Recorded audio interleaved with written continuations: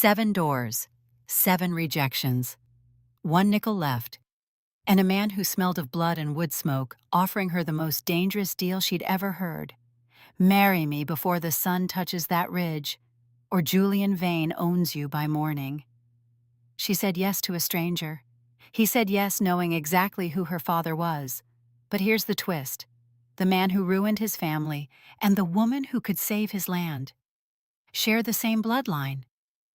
What happens when the only person who can save you is the very thing you were taught to hate?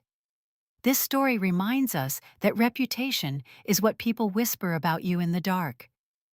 But character is what you build in the light, one honest choice at a time. This is a channel built for those who believe the best stories come from the hardest places. If this story lit something up in you, tell us in the comments and subscribe. Because on this channel, the next story is always worth staying for. The heat in Blackwood, Montana did more than just blister the skin. It hollowed out the soul. It was a dry, relentless weight that carried the scent of parched sagebrush and sun-baked manure, clogging the lungs with every gasping breath.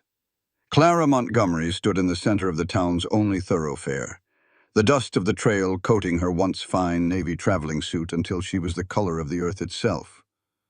She clutched her last nickel so tightly that its serrated edge bit into her palm, drawing a thin line of red that mingled with the grime. 7. 7 shops. 7 doors slammed. 7 men who had looked at her with a mixture of pity and a deeper, darker fear. The 8th door, the Blackwood General Store, was currently swinging shut in her face.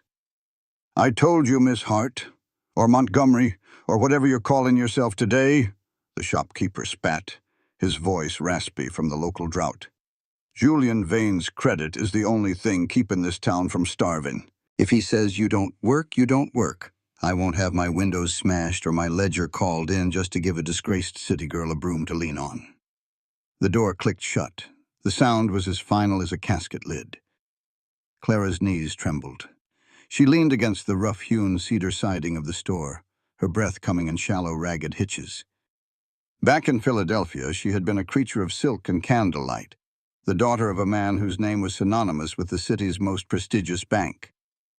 Now her father was a corpse in a prison cell, and the Montgomery name was a stain that followed her across 3,000 miles of rail and stagecoach. She looked down the street. At the far end, atop a small, manicured hill that looked offensively green against the brown landscape, sat the Blackwood Bank. Julian Vane would be in there, perched behind a mahogany desk, waiting. He had offered her a position a week ago, one that involved a velvet-lined room at the back of the hotel and the sacrifice of every shred of dignity she had left. His bed or the gutter. He had been very clear. Clara looked at the hanging tree in the center of the square. Its long, skeletal shadow was stretching across the dirt like a dark, accusing finger pointing toward her boots. The sun was dipping low, painting the big sky in hues of bruised purple and angry orange. She was currently choosing the gutter, and the gutter was about to kill her. A sudden rumble of hooves and the rhythmic jingle of spurs broke through the haze of her panic. A horse, a massive bay stallion caked in gray mud, pulled up so sharply near her that the dust cloud it kicked up made her cough.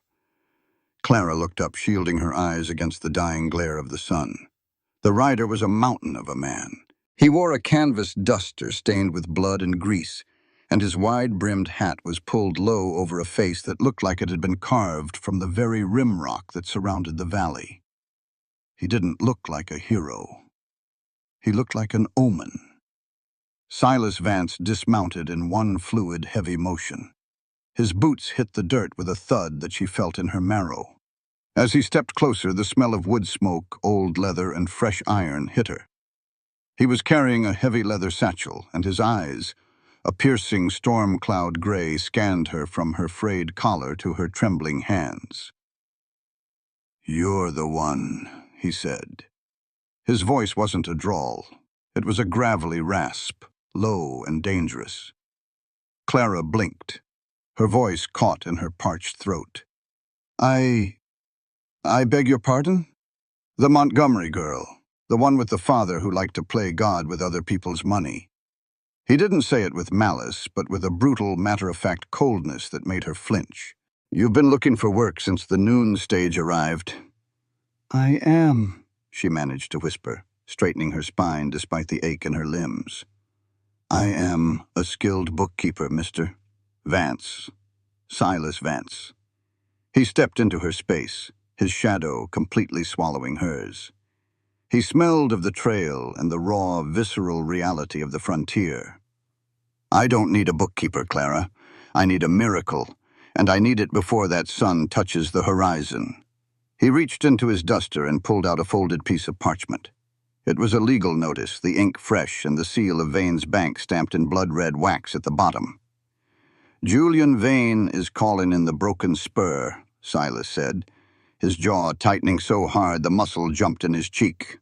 The old man's will says the land reverts to the bank unless there's a wedded and settled heir in residence. Vane's been sitting on the deed, waiting for me to slip. He's coming for my fences at sunset. Clara looked at the paper, then back at the man. Silas Vance was known as the Cursed Man in the whispers she'd heard at the station. He had lost his parents to the fever and his brothers to the war. He was a man who lived alone in a fortress of silence. What does that have to do with me? Clara asked. Silas stepped even closer.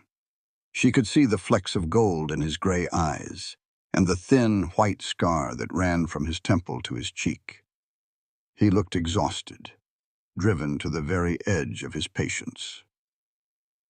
You're desperate. I'm desperate. You want a roof that Julian Vane can't take from you. I want a name to put on this deed that he can't touch. He leaned in, his voice dropping to a whisper that vibrated through her chest. Marry me. Right now. In the courthouse across the street. Before the shadow of that tree touches the bank doors. Clara's breath hitched. You are asking me to marry you? We haven't even spoken 10 words. I'm not asking for a romance, Montgomery. I'm offering a contract. He gestured to his blood-stained duster. I just spent 4 hours pulling a breech calf out of the mud. I've got dirt under my nails and a debt over my head. I don't have time for courting, and you don't have time to be picky. He held out a hand. It was a massive, calloused palm, mapped with scars, and the hard-won grit of a Montana life. I don't touch you. You get a room with a lock, 3 meals a day, and the Vance name. In return, I keep my father's land. He paused, his gaze intensifying. Vane wants to own you, Clara. He wants to put you in that hotel and watch you break. Marry me, and you become the one thing he can't buy. Clara looked at the bank on the hill. She saw the curtain move in the upper window. Julian Vane was watching. Then she looked at the sundial on the courthouse porch. The shadow was inches away from the mark. 5 minutes.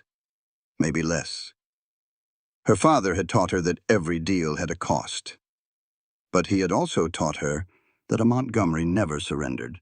If she went to Vane, she would be a ghost within a month. If she went with Silas Vance, she might be a prisoner. But she would be a prisoner in the wild, under the big sky, with a man who looked her in the eye instead of down her dress.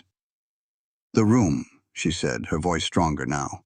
It must have a window. I won't be shut in the dark. Silas's mouth thinned into something that wasn't quite a smile, but lacked the cruelty of the town. It faces the mountains. You'll see the snow on the peaks before you see another soul. And the lock? I'll forge it myself. The shadow touched the mark. Clara took a long, shaking breath and reached out. She placed her small, trembling hand into his massive one. His skin was hot, searingly hot, and the grip he offered was like iron. He didn't pull her toward him. He simply anchored her to the earth. Let's go, Silas said, turning toward the courthouse without a backward glance. The preacher's waiting, and the sun won't hang in the sky for any man.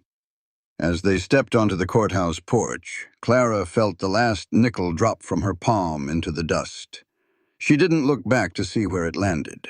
She was no longer Clara Montgomery of Philadelphia. She was a woman about to marry a storm, and the sun was finally, mercifully, beginning to set.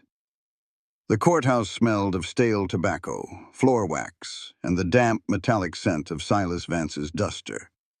It was a small, cramped room with peeling wallpaper and a singular dirt-streaked window that caught the final bloody rays of the Montana sun. Reverend Miller, a man with a beard like a tangled briar patch and eyes that had seen too many desperate people, didn't even look up as they entered. He simply pointed to a stack of papers on the scarred oak desk.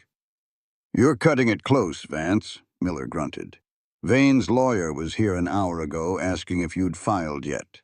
"He got his answer," Silas said, his voice a low, dangerous rumble that seemed to vibrate the very floorboards under Clara's feet. Clara stood beside him, her small frame swallowed by his massive shadow. She felt like a bird trapped in a stone cage. Her heart was a frantic thing, beating against her ribs with such force she was certain Silas could hear it. But Silas didn't look at her. He stood like a monolith of canvas and grit, his gaze fixed on the paper that would bind his life to hers. The ceremony was not a celebration. It was a transaction. There were no flowers, no music, no soft words of devotion. There was only the scratch of a nib against parchment and the ticking of a grandfather clock in the corner that sounded like a countdown. "Do you, Silas Vance, take this woman?" "I do." The words were clipped, hard, and devoid of warmth. "And do you, Clara Montgomery Hart, take this man?" Clara looked at the name on the paper. Silas Thaddeus Vance. It was a name built of iron and earth. She looked at her own signature, the elegant, loopy script of a girl who had once spent her afternoons practicing calligraphy in a sun-drenched parlor in Philadelphia. That girl was dead. "I do," she whispered. The Reverend stamped the document with a heavy, final thud. "By the power vested in me by the territory of Montana, you're wed. Get out of here before Vane finds a reason to contest it." They stepped out onto the porch just as the sun finally slipped behind the jagged teeth of the mountains. The world turned a deep, bruised indigo. The air cooled instantly, the wind carrying the sharp, cold bite of the high country. Silas didn't offer her his hand this time. He moved toward the hitching post where the massive bay stallion waited. "Can you ride?" I have ridden side saddle in the park," Clara said, her voice small in the vast silence of the evening. Silas stopped, his back to her. He let out a breath that sounded like a weary growl. "There are no side saddles on the Broken Spur, Clara. And there aren't any parks." He turned, grabbed her by the waist, and hoisted her up onto the stallion as if she weighed no more than a sack of grain. Clara gasped, her skirts bunching up around her knees, revealing her lace-up boots and a scandalous amount of stocking. Before she could protest, Silas swung up behind her. The proximity was staggering. His chest was a solid wall against her back. His arms were like thick cables of muscle on either side of her as he took the reins. The heat of him soaked through her thin traveling suit, a primal, visceral warmth that made her skin prickle. "Hold on to the mane," he commanded. He spurred the horse, and they surged forward, leaving Blackwood and the prying eyes of Julian Vane behind. The ride to the Broken Spur took 2 hours, and for Clara, it was a descent into a world she had only read about in sensationalist novels. The trail was a narrow ribbon of dust and rock that wound through canyons where the shadows felt like physical weight. The only sounds were the rhythmic thud of hooves, the creak of leather, and the occasional howl of a coyote that made Clara stiffen in Silas's arms. Every time she flinched, she felt Silas's grip tighten, not in a gesture of comfort, but to keep her from falling. He was an anchor, silent and unyielding. As the moon rose, a pale sliver of bone in the black sky, the ranch appeared. The Broken Spur was not a mansion. It was a fortress of survival. A long, low house made of hand-hewn logs sat nestled against the base of a rising ridge. A massive barn stood nearby, its timber darkened by years of Montana winters. Fences stretched out into the darkness, ghost white in the moonlight. Silas pulled the horse to a stop in front of the house. He dismounted first, then reached up to help her down. His hands lingered on her waist for a fraction of a second longer than necessary, long enough for her to see the exhaustion etched into the lines of his face. "Welcome home, Mrs. Vance," he said, the title sounding strange and heavy in the cold air. He led her inside. The interior was sparse, masculine, and meticulously clean. There was a large stone hearth, a heavy pine table, and 2 chairs. A singular kerosene lamp sat on the table, casting long, flickering shadows against the log walls.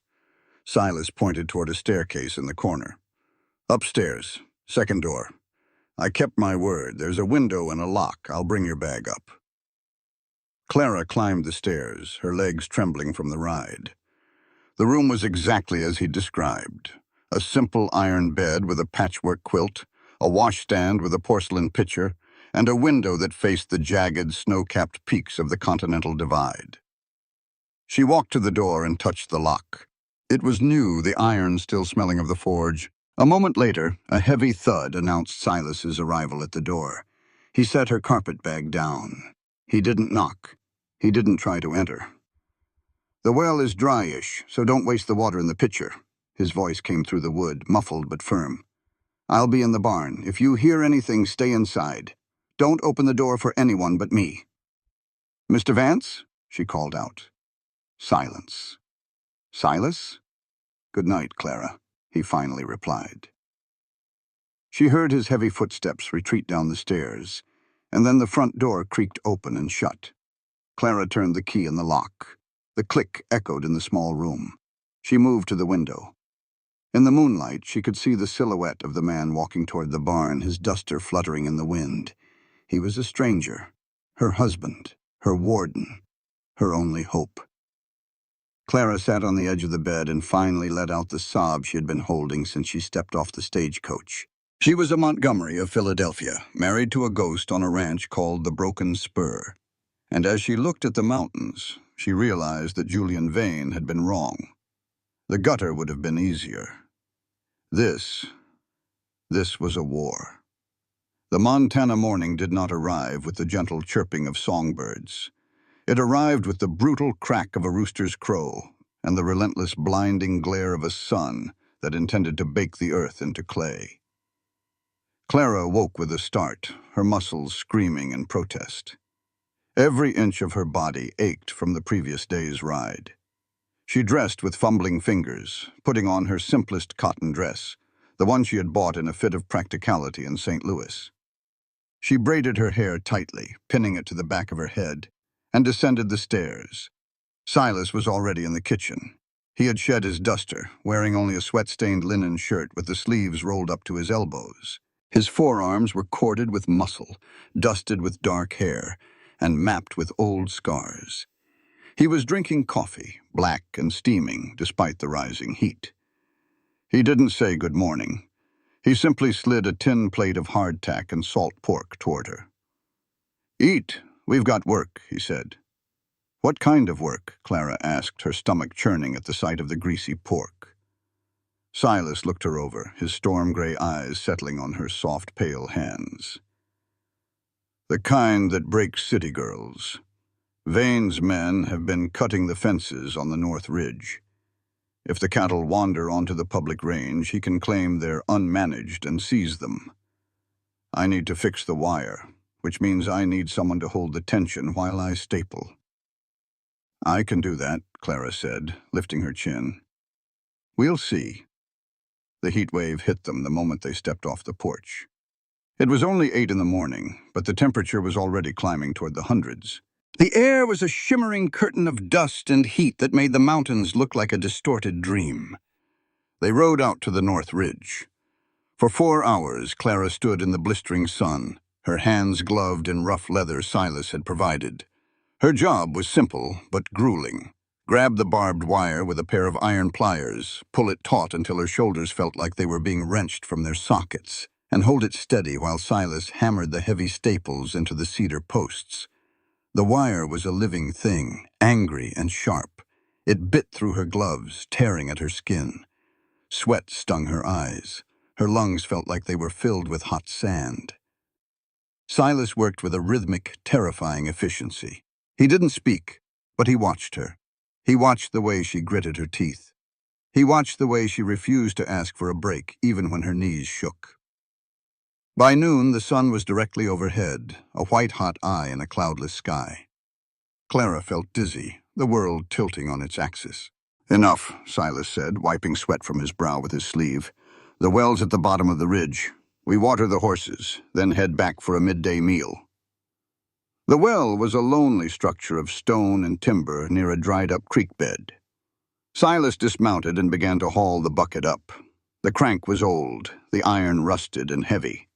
Clara dismounted, her legs nearly giving out. She stumbled toward the well, desperate for a drop of water on her parched throat. "Let me help," she said, reaching for the handle. "Go sit in the shade of that cottonwood, Clara. You're white as a sheet." "I said I can help." She didn't wait for his permission. She stepped into his space, her hand settling on the iron crank just above his. The contact was like a lightning strike. Silas stiffened. He didn't pull away. Clara's small, blistered hand was pressed against the back of his. His skin was searingly hot, slick with sweat, and rough as sandpaper. The scent of him, salt, iron, and sun-warmed skin, clouded her senses. For a heartbeat, the world stopped. The heat of the Montana sun was nothing compared to the sudden electric tension that crackled between them. Silas looked down at her, his storm cloud eyes darkening, his breath hitching in his chest. He was so close she could see the salt crystals on his collar. She could see the pulse thudding in his neck. Silas's hand shifted, his fingers curling slightly around hers. It wasn't a caress. It was a grip of sudden, overwhelming awareness. "You're stubborn, Montgomery," he rasped, his voice lower than usual, thick with something he couldn't hide. "I have to be," she whispered, her gaze locked on his. "In this town, in this life, if I'm not stubborn, I'm gone." Silas let out a jagged breath. He pulled his hand away abruptly, the iron crank spinning with a harsh, screeching sound as the bucket splashed back into the dark water below. He turned away, his shoulders tense, his hands balming into fists at his sides. "Water the horses," he commanded, his voice cold again, though his hands were shaking. "Then we move. Vane doesn't take lunch breaks, and neither do we." Clara watched him walk away. Her hand, the one that had touched his, was tingling, the heat of his skin branded into her palm. She didn't go to the cottonwood. She hauled the water. She watered the horses. She didn't complain. As they rode back toward the house, the heat wave shimmering around them, Silas glanced back at her. He saw the blood on her gloves. He saw the way she held her head high despite the exhaustion. For the first time since they had met, the cursed man didn't look at her like a contract. He looked at her like a woman who might actually survive his world. And for Clara, the desperate girl, the realization was more frightening than the drought. She was starting to care about the man who owned the lock on her door. The shimmering heat of the Montana plains was a cruel master, but for Clara Vance, still a name that felt like a borrowed coat. The routine of the broken spur had become a different kind of salvation. 5 days had passed since the sundown wedding. 5 days of blisters, scorched lungs, and the heavy, ringing silence that lived between her and Silas. She was in the kitchen, her sleeves rolled past her elbows, struggling to knead a batch of sourdough. The flour was gritty, the air was thick with the smell of wood smoke and old cedar, and her muscles throbbed with a dull, constant ache. But she didn't stop. To stop was to think about Philadelphia. To stop was to feel the weight of the iron lock on her bedroom door. The sound of a carriage, not a wagon, but a light spring-seated buggy, broke the afternoon's oppressive quiet. Clara froze.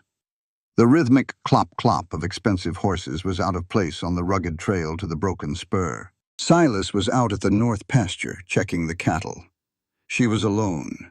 She wiped her floury hands on her apron and stepped onto the porch. The sun blinded her for a moment, and then she saw it.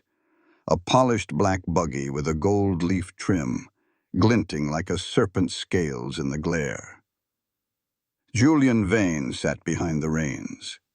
He looked exactly as he had in town, immaculate, his black frock coat untouched by the dust, his silk top hat perched perfectly atop his oiled hair. He pulled the buggy to a halt and climbed down, his polished boots hitting the dirt with an arrogant, proprietary thud. "Mrs. Vance," he said, the title dripping from his tongue like venom masked in honey. He tipped his hat, his eyes scanning the dilapidated porch, the peeling paint, and finally the smudge of flour on Clara's cheek. "I see you've traded your silk for sackcloth. It's a tragic sight, Clara, truly." "What are you doing on Vance land, Julian?" Clara asked, her voice steady despite the hammer of her heart. She stepped toward the porch railing, her chin lifted. "You aren't welcome here." Vane chuckled, a dry, cold sound. He reached into his coat and pulled out a long, legal-sized envelope. "Technically, my dear, this land is in probate, and as the primary creditor of the Vance estate, I have every right to inspect the collateral, especially when that collateral is being held by a, shall we say, questionable arrangement." "The marriage is legal," she snapped. "We have the certificate." "Oh, I'm sure you have a piece of paper," Vane said, stepping closer until he reached the bottom of the porch steps. He leaned against the railing, his gaze dark and predatory. "But the territory of Montana is quite strict about the Homestead Act. A marriage of convenience, one performed with the sole intent of circumventing a debt, is considered fraud. I've already filed a petition with the circuit judge to have your union annulled and Silas Vance evicted for bad faith filing." He held out the envelope. Clara felt the world tilt. An annulment. Eviction. If Silas lost the ranch because of her, if the bank took everything he had fought for, she wouldn't just be a disgraced daughter. She would be a curse. "Take it," Vane urged. "Read the terms. If you leave now, Clara, if you come back to Blackwood and accept my previous offer, I might be persuaded to let Vance keep his home for another season. Think of it as a sacrifice for your husband." Clara reached out, her fingers trembling as she took the envelope. But as she pulled the document out, the panic in her chest began to recede, replaced by something cold and analytical. Her father had been a monster, but he had been a meticulous one. From the age of 12, she had sat in his mahogany-paneled office, balancing ledgers that hid millions in debt, and reading contracts that snared the unwary. She knew the language of banks. She knew the ink blood of Julian Vane's world. She scanned the first page, then the second. Her eyes sharpened. Vane was watching her, a smug smile playing on his lips, waiting for her to break. "This petition," Clara said, her voice dropping an octave, becoming crisp and professional, "it's filed under the Territorial Land Ordinance of 1872, is it not?" Vane's smile faltered. "It is. Standard procedure for contested claims." "Except it's not standard," Clara countered, stepping down the stairs until she was eye-level with him. She pointed to a line near the bottom of the second page, a string of numbers and a specific banking seal. "This isn't a territorial filing. This is a private lien foreclosure disguised as a public petition. And you've used the Section 4C waiver." Vane blinked, his eyes narrowing. "And what of it?" "Section 4C was repealed by the Federal Banking Act of 1879, Clara said, her voice ringing out in the hot afternoon air. "Because it allowed for exactly what you're doing, seizing property without a 60-day grace period for the debtor. My father helped draft the repeal in Philadelphia. He called it the Predator's Clause." She leaned in, the document crinkling in her hand. "If you take this to a judge, Julian, you won't just fail to get an annulment. You'll trigger a federal audit of your bank's homestead filings. Do you really want a federal marshal looking through your books to see how many other ranches you've seized using a repealed statute?" The silence that followed was absolute. The heat seemed to freeze. Julian Vane's face turned a mottled, angry red. The suave mask shattered, revealing a raw, ugly desperation beneath. He snatched the paper back from her, his breath coming in sharp, hissed gasps. "You think you're so smart, Clara? You're the daughter of a thief. You think the law will protect you?" I think the law protects those who know how to read it, she said. Now get off this ranch. You have 60 days to file a legal petition. Until then, stay away from my husband.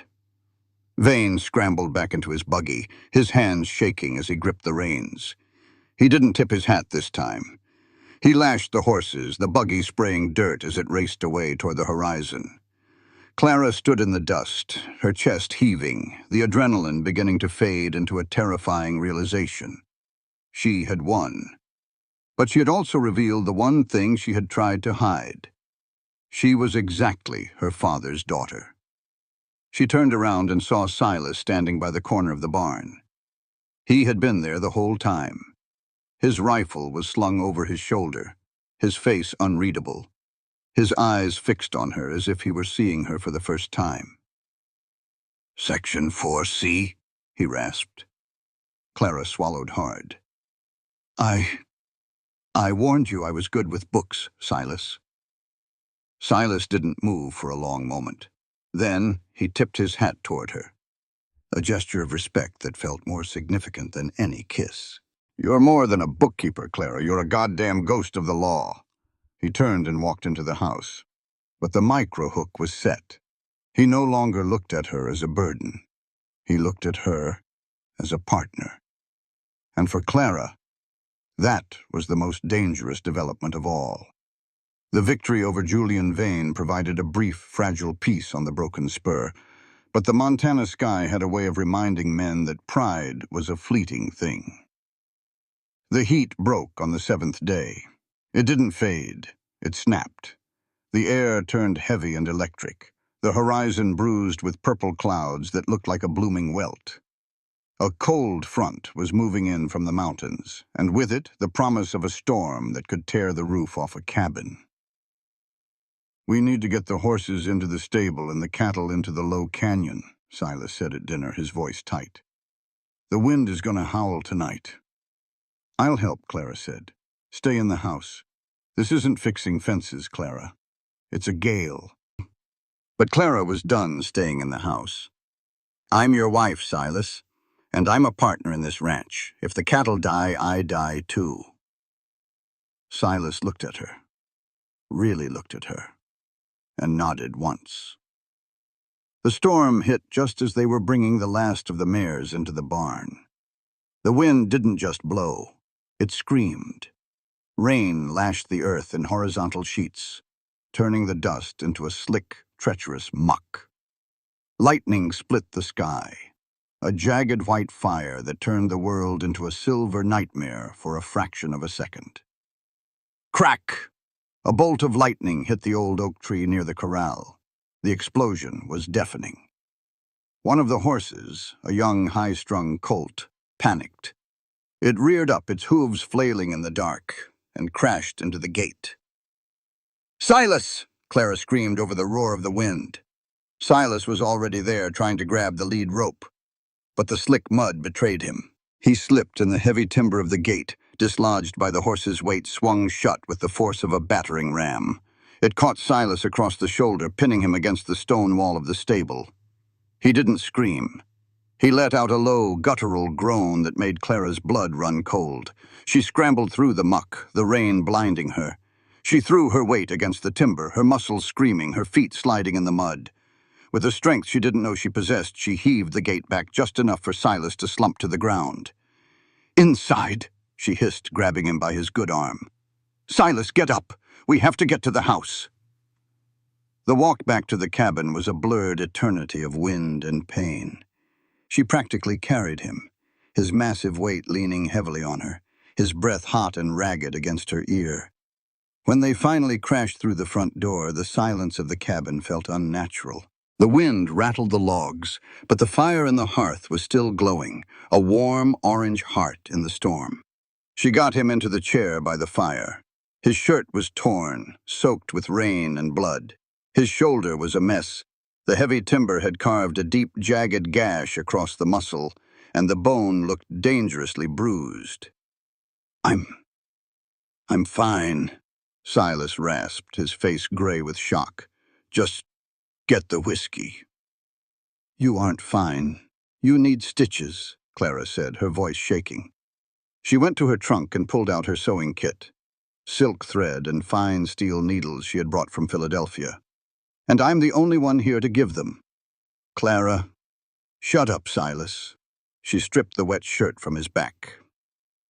In the flickering firelight, she saw the true map of the man. His back was a landscape of old toil, scars from rope burns, the jagged mark of a bullet wound on his ribs, and the powerful corded muscles of a man who had built a world with his hands. She poured whiskey over the wound. Silas hissed, his hands gripping the arms of the chair so hard the wood groaned. "Now," she whispered, her heart hammering against her ribs. The intimacy was raw. She had to sit on the floor behind him, her knees pressed against his thighs, her body so close she could feel the heat radiating from his skin. The smell of him, rain, salt, and the sharp tang of whiskey, filled her head. She took the first stitch. Silas's body went rigid. He didn't pull away. He didn't make a sound.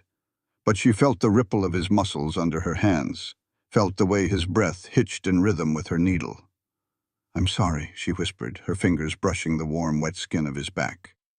"Don't be," he managed to say, his voice a low vibration that she felt in her own bones. "Just finish it." She worked in silence, the only sound the lashing of the rain against the window and the crackle of the fire. With every stitch, the barrier between them seemed to dissolve. This wasn't a contract. It wasn't a legal filing. This was the raw, visceral reality of two people holding each other together in a world that wanted to break them. She finished the last stitch and tied the knot. Her hands were covered in his blood. Her dress was ruined. But as she leaned back, Silas turned around. He looked at her, his eyes dark with a combination of pain and something much more dangerous. He reached out, his large, calloused hand cupping her cheek. His thumb brushed over the flour smudge that was still there, now mixed with rain. "Why are you doing this, Clara?" he asked, his voice a low, gravelly rasp. "Why didn't you go with Vane? You could be in a warm bed in town right now. You wouldn't have blood on your hands." Clara looked into his storm-gray eyes and realized she couldn't lie anymore. "Because Julian Vane wants to own me, Silas. But you let me be the woman I actually am." Silas didn't say anything. He didn't have to. He leaned forward, his forehead resting against hers. In the middle of the storm, in the intimacy of their shared pain, the cursed man and the desperate girl were no longer strangers. They were a choice. But as the wind howled outside, Clara felt a chill that had nothing to do with the rain.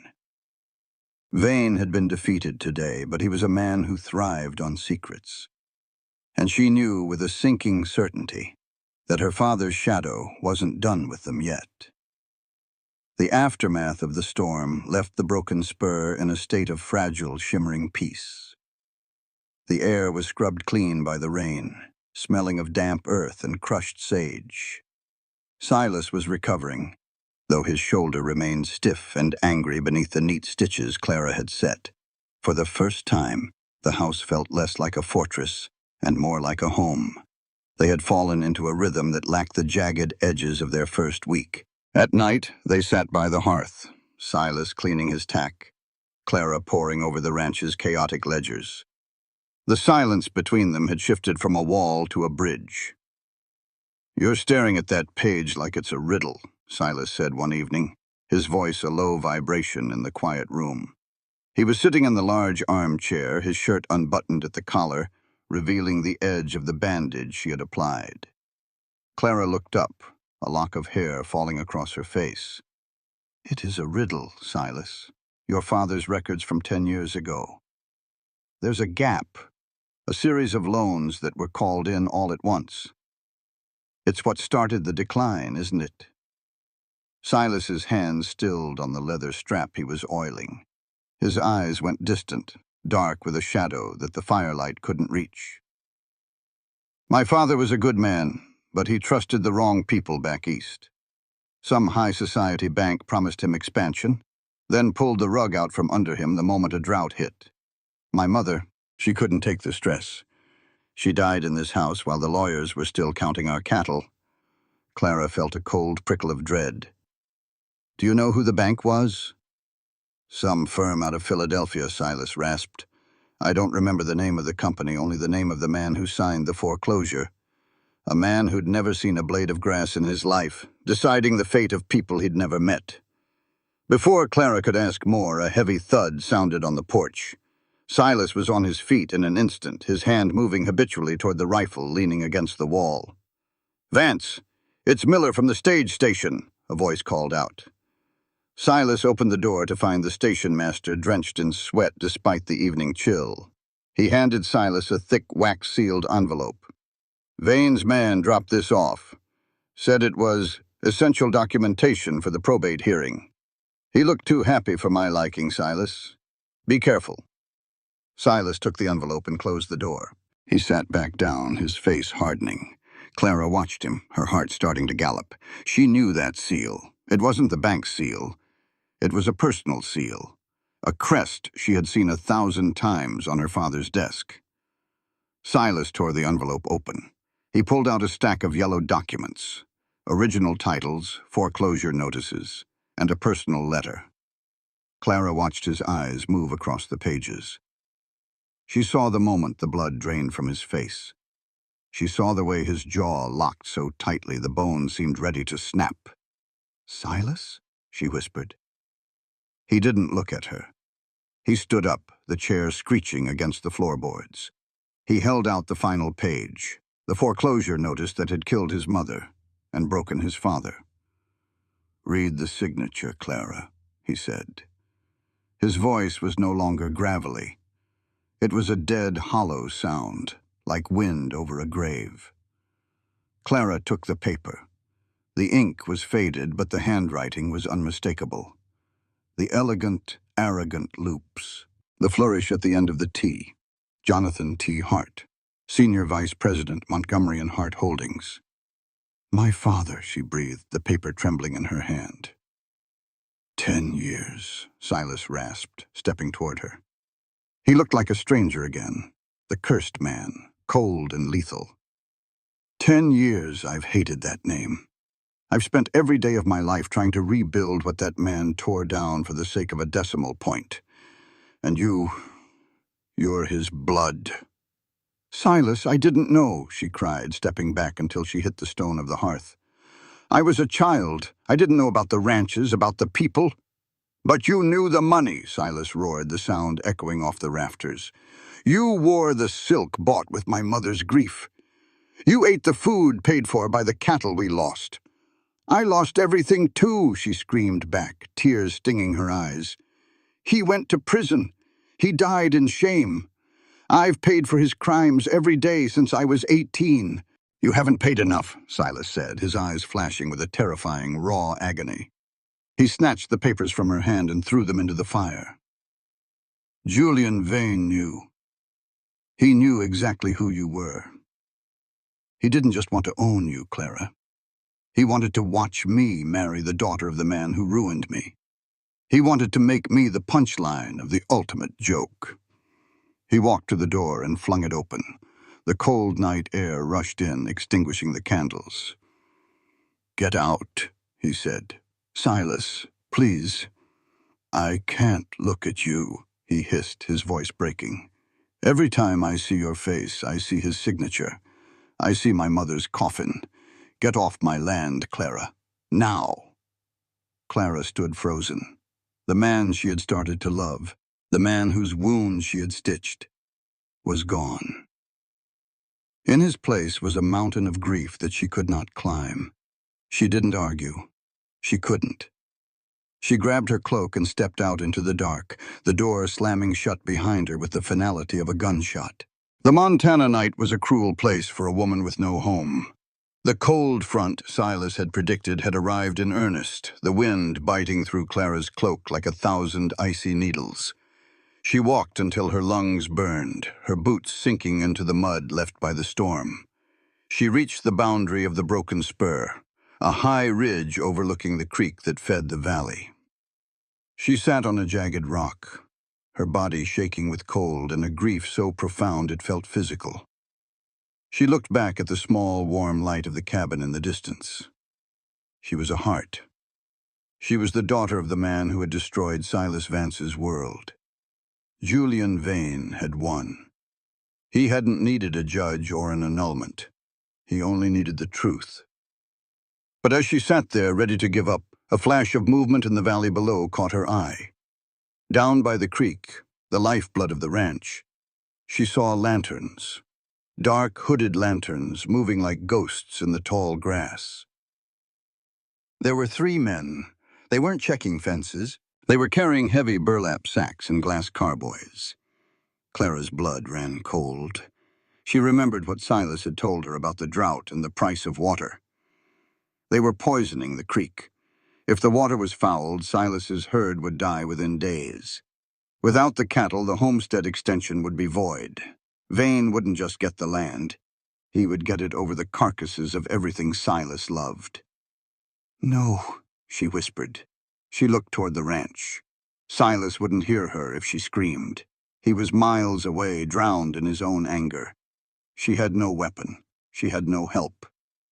Then she looked toward the small corral near the ridge. Inside was Blue, a half-broken mare Silas had been training. She was beautiful, fast, and notoriously terrified of people. Clara had been afraid of horses since a carriage accident in Philadelphia.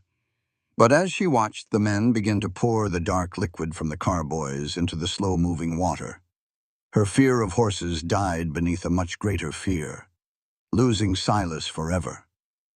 She scrambled down the ridge, her skirts tearing on the briars. She reached the corral. Blue whinnied, rearing back, her eyes rolling in the moonlight. "Easy, girl," Clara whispered, her voice shaking. "Easy. I'm the only one who can save him. Please." She didn't have a saddle. She didn't have a bridle. She grabbed a length of rope from the fence and looped it over the mare's neck.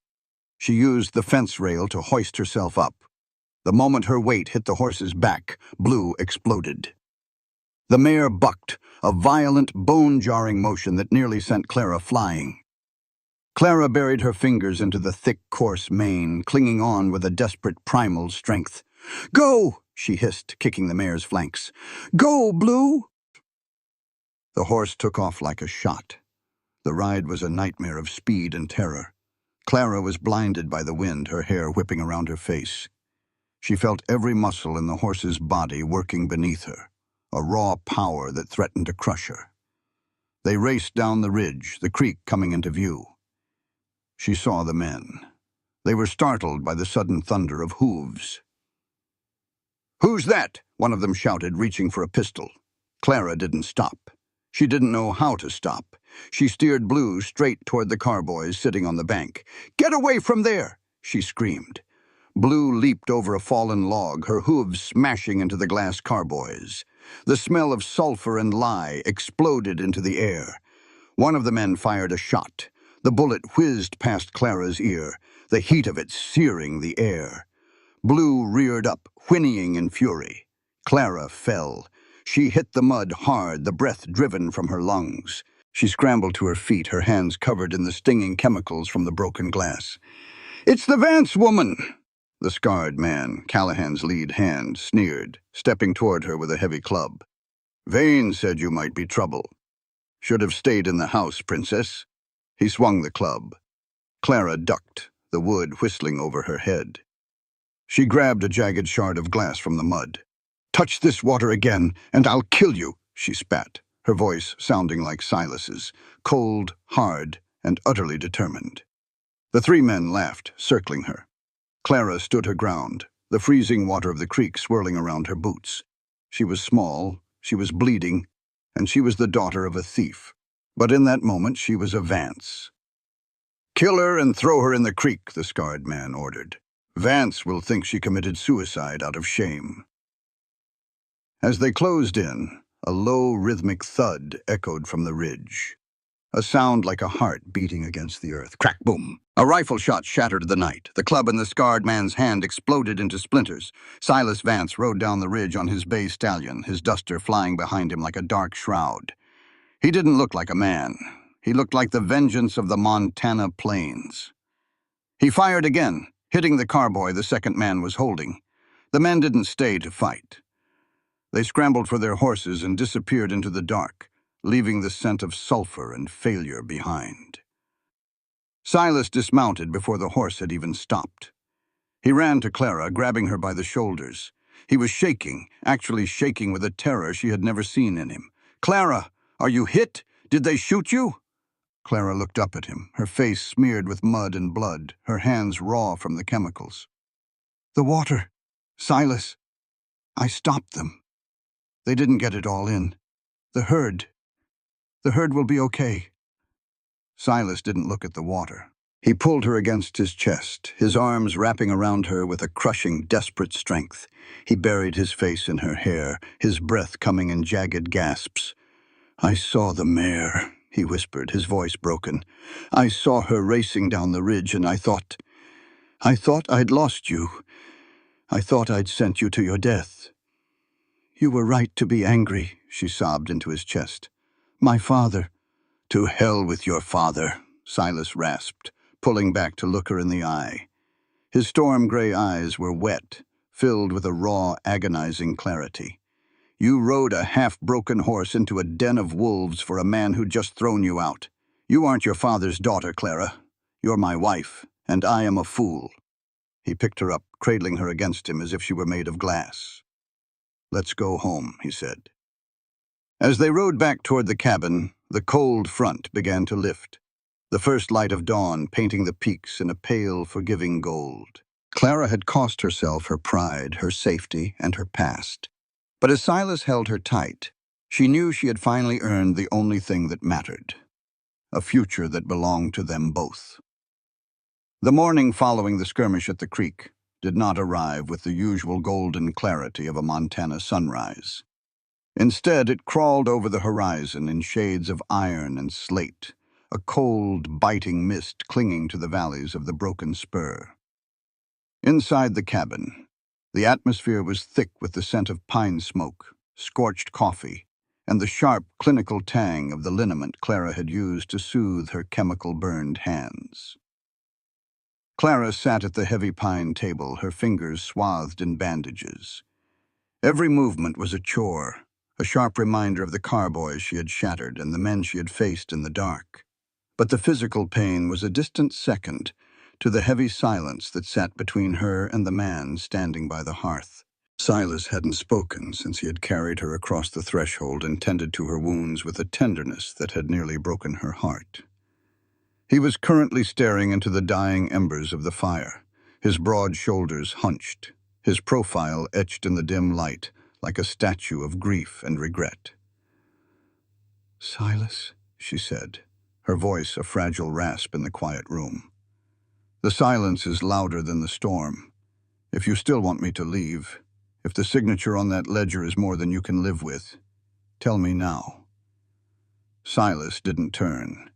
He reached out and touched the stone mantel, his knuckles white. "I spent 10 years building a wall against the world, Clara.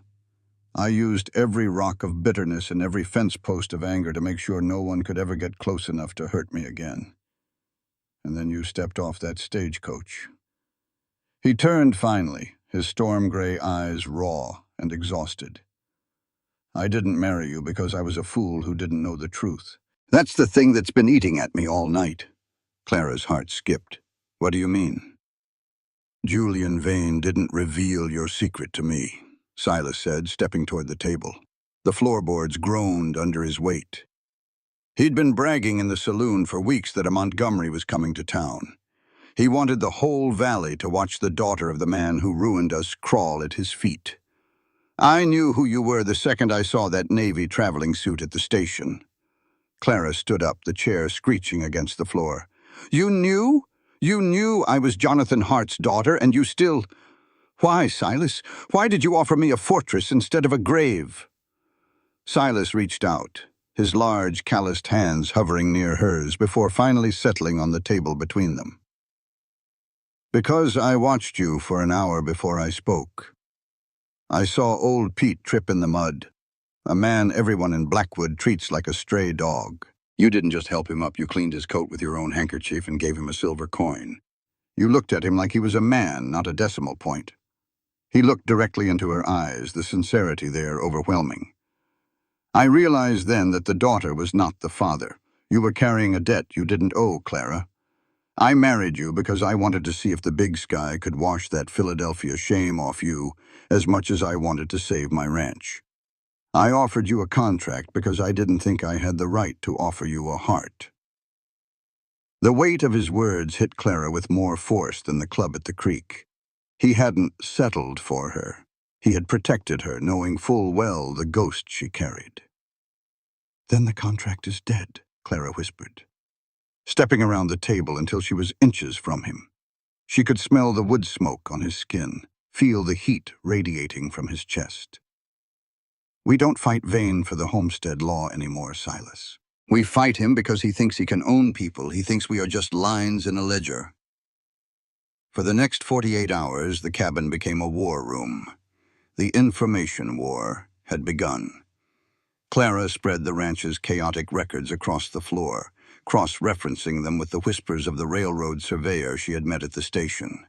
Her father's training, the very thing she had hated, became her sharpest weapon. She traced Vane's acquisitions, finding a pattern of predatory foreclosures that targeted the exact path of the upcoming Northwestern rail line. "He's not just taking land," Clara explained, pointing to a map she had meticulously reconstructed. "He's creating a bottleneck. He's going to hold the railroad for ransom, and he's using the defunct Section 4C statute to do it. It's not just land fraud, Silas. It's a federal conspiracy." Silas watched her work, a look of profound respect, and something much deeper shining in his eyes. "Marshal Hayes in the next territory is the only one with the authority to bypass Vane's local magistrates, but he's a 3-day ride." "Then we don't ride to him," Clara said, her eyes flashing with a dangerous cinematic fire. "We feed Vane a lure he can't ignore. We make him think we have the evidence he needs to bury us, and we make him come here to seize it personally. We'll make sure the marshal is waiting in the shadows." The plan was a gamble of shadows. Clara spent the night drafting a false ledger, one that looked like a confession of her fraudulent marriage. They sent word through a loose-tongued neighbor that Clara was preparing to turn on Silas. The micro-hook was set. Vane would come for his trophy at sunset, thinking he was delivering the final blow to the Vance legacy. As the sun began to dip on the final evening, Silas handed Clara a small, practical pistol. "Keep this in your pocket.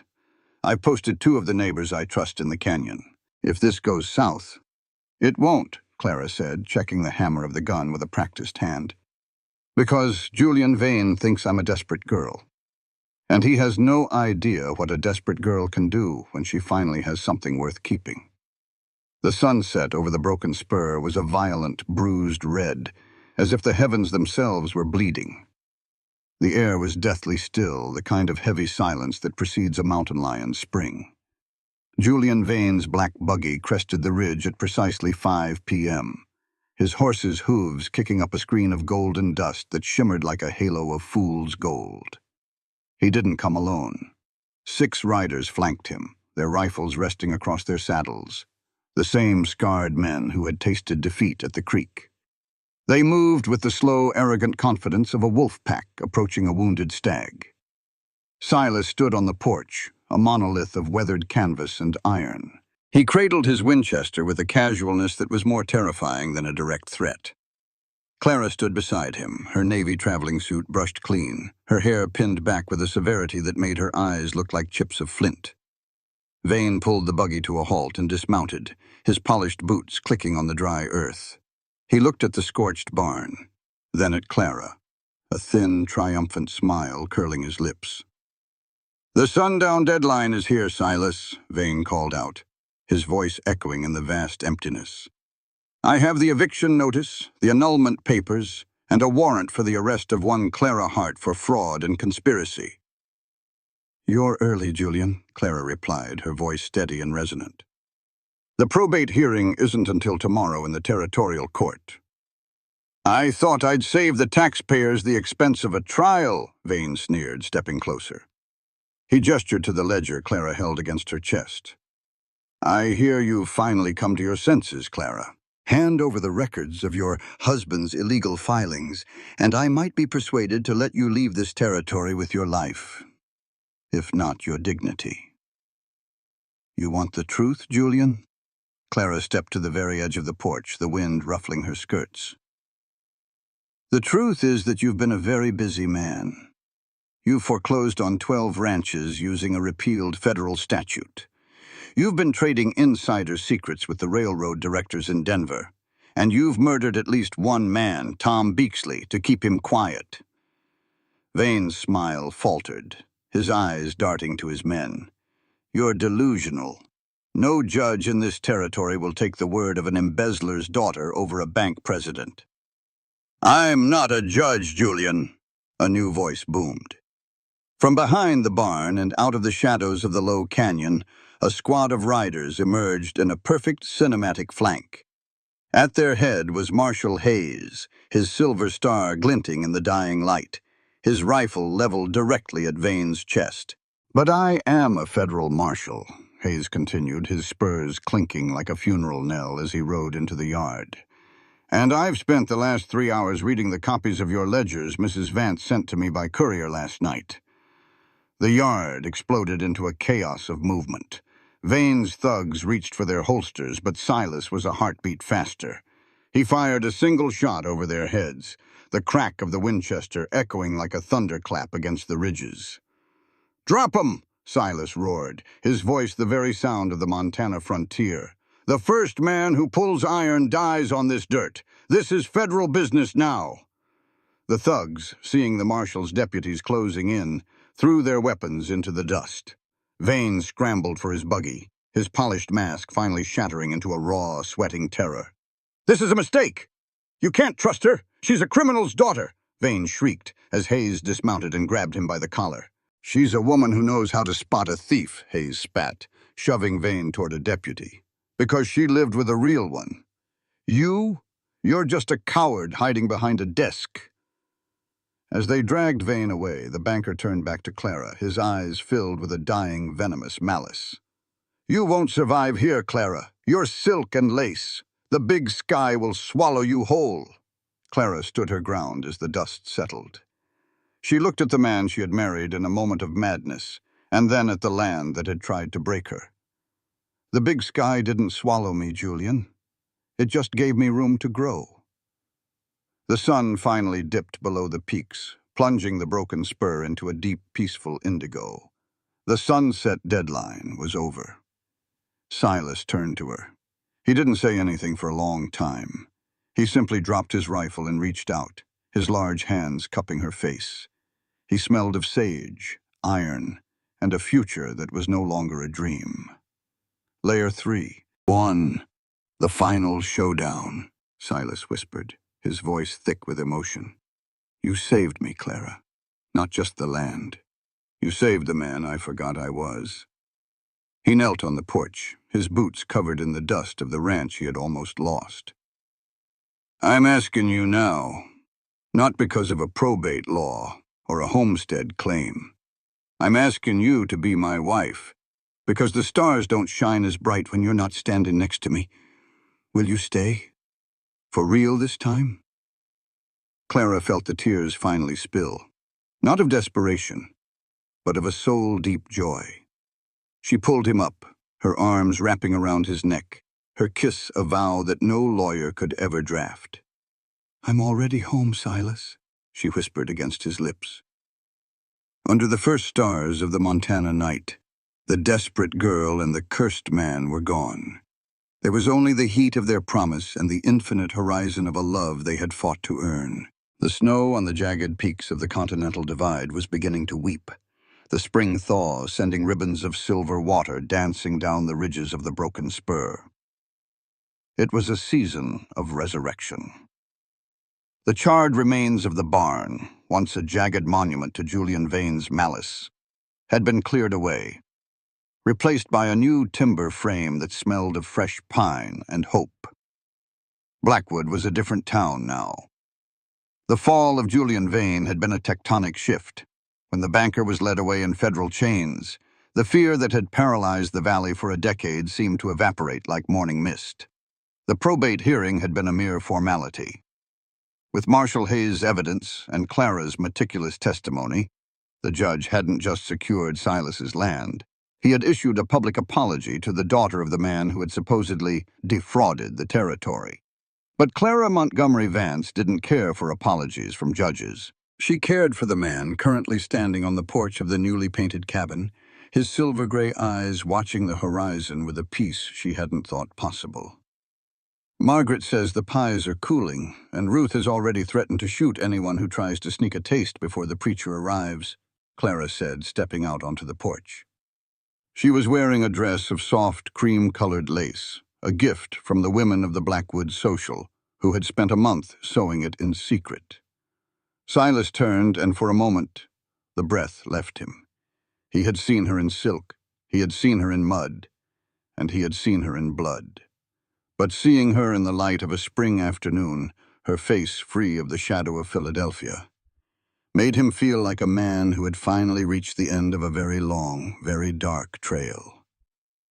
"You look," Silas began, his voice caught in the gravel of his throat. He shook his head, unable to find a word in the cowboy's vocabulary that matched the grace of the woman before him. "You look like the sunrise, Clara. And you look like a man who isn't looking for a contract," she teased, reaching out to straighten his string tie. Silas was wearing a black frock coat, his hair trimmed, his jaw clean-shaven. He looked like the master of the valley, but he smelled of the sagebrush and the earth she loved. "No more contracts," Silas whispered, taking her hands. The chemical burns had healed, leaving only faint silvery lines that she wore like medals of honor. "Today, we do it for the only reason that matters." The ceremony was held beneath the ancient oak tree that had survived the lightning strike. It wasn't a crowded affair, but it was a meaningful one. Marshall Hayes stood as Silas's best man, his silver star glinting in the sun. Margaret Brennan, Ruth, Sarah, and even Kate Lawson, who had insisted on riding her own horse despite her age, stood on Clara's side. They were the resistance, the women who had chosen to believe in a stranger. Reverend Miller, the same man who had hurried them through the cold contract months ago, stood before them with a wide, genuine smile. "Dearly beloved," Miller began, his voice echoing across the low canyon, "we are gathered here to witness a marriage, not a filing of claims, and not a desperate gamble against the sunset. We are here to witness the union of two people who looked at a broken world and decided to build something whole." When it was Silas's turn to speak, he didn't use a prepared script. He looked at Clara, his hand gripping hers with a steady, unyielding strength. "Clara," he said, the wind ruffling his hair, "I offered you a roof because I thought I was a man who had nothing left but wood and stone. I thought my heart was a grave for the people I'd lost. But you didn't just live under my roof, you lit the fire in my hearth. You showed me that a man isn't defined by what's been taken from him, but by what he's willing to protect. I don't give you my name today to save my land. I give it to you because it's the only thing I have left that's worth anything, and I want you to carry it as long as I draw breath." Tears blurred Clara's vision, shimmering like the creek in the sun. "Silas, I came here with a name that was a shackle. I came here expecting to disappear. But instead of letting me hide, you gave me a reason to stand tall. You saw the truth in me when I couldn't see it in myself. I don't marry you today to find a fortress. I marry you because you are my home. Under this big sky and before these mountains, I promise to be the root that holds you steady and the wind that carries you forward." When Silas slipped the ring onto her finger, a simple gold band they had commissioned from the town's blacksmith, forged from a nugget Silas had found in the creek years ago, it felt heavier than the first one. It felt like history. "I now pronounce you husband and wife," Miller declared. "You may kiss your bride, Silas, and this time, take your time." Silas didn't need to be told twice. He pulled her into his arms, his kiss a cinematic promise that echoed through the valley. The cursed man and the desperate girl were gone. buried under the weight of a chosen love. The celebration lasted until the stars began to peek through the indigo velvet of the sky. There was music, a fiddle and a banjo, and the laughter of people who had forgotten how to be afraid. As the last wagon rolled away toward Blackwood, Silas and Clara stood on the porch, watching the lanterns fade into the distance. "We did it, Mrs. Vance," Silas said, pulling her back against his chest. "No, Silas," Clara whispered, leaning her head against his shoulder. "We're just beginning." 5 years later, the Montana sunset hadn't changed. It still bled across the horizon in shades of fire and violet, painting the ridges of the broken spur in the colors of a king's ransom. But the land beneath it had been transformed. The ranch was now the most prosperous in the territory. The Vance method of cattle management, a combination of Silas's rugged instincts and Clara's analytical bookkeeping, had become the gold standard. They didn't just have a herd, they had a legacy. Clara sat on the porch swing, a leather-bound book in her lap. She wasn't balancing ledgers today. She was reading a story to the 3-year-old boy sitting at her feet. He had Silas's dark, unruly hair and his mother's sharp, inquisitive eyes. And then, Clara read, her voice soft in the evening air, the girl realized that the mountains weren't a wall to keep her in, but a fortress to keep her safe. "Like our mountains, Mama?" the boy Jonathan asked, pointing his small hand toward the snow-capped peaks. "Exactly like our mountains, John," a deep voice replied. Silas emerged from the barn, his duster dusty from a day on the range. He looked older, perhaps, the lines around his eyes a bit deeper, but the stiffness in his shoulder was gone, replaced by the easy stride of a man who knew exactly where he belonged. He walked up the porch steps and leaned down to kiss Clara's temple before ruffling his son's hair. "The south fence is holding," Silas said, sitting on the steps, "and the creek is running high and clear. It's going to be a good summer." Clara closed the book and reached out, her hand finding Silas's. Their fingers interlaced habitually, their wedding bands clicking softly together. "Julian Vane's old estate was finally sold today," Clara mentioned quietly. "The county is turning it into a schoolhouse. Sarah is going to be the headmistress." Silas let out a satisfied grunt. Poetic justice, building a future on the ruins of a man who only cared about the past. He looked at Clara, his gaze softening in a way that still made her heart gallop after all these years. "Do you ever miss it? The silk? The city? The lights?" Clara looked at her hands, strong, tanned by the sun, marked by the honest labor of a life she had chosen. She looked at the barn, the cattle, and the man who had offered her a contract when she had nothing left to give. "I used to think that reputation was the only thing that kept a person whole," Clara said, her voice resonant with a soul-deep peace. "But I was wrong. Reputation is just what people say about you in the dark. Character is what you build in the light." She stood up and moved to the railing, looking out over the infinite horizon. "I don't miss the silk, Silas.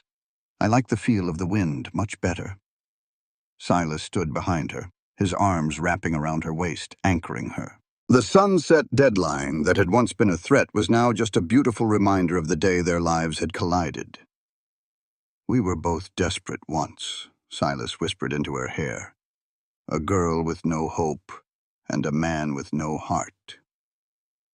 "And now?" she asked, leaning back into his warmth. Silas looked at his son, then at the thriving land, and finally at the woman who had saved him. "And now," he said, his voice a gravelly promise that would last a lifetime, "we are the only thing the big sky can't swallow. We are home." The sun finally dipped below the horizon, and the first star of the evening appeared, bright, steady, and unafraid. Under the infinite Montana sky, the Broken Spur was no longer just a name on a deed. It was a testament to the fact that the most desperate choices can lead to the strongest foundations, and that a love chosen in the shadows of the sunset is the only kind that can truly withstand the dawn. This content was carefully researched, developed, and manually edited by our team to deliver meaningful stories with valuable life lessons. Every narrative is crafted to entertain, inspire, and empower our audience. We believe that great stories can change lives, and we are committed to bringing you content that matters. Thank you for being part of our community.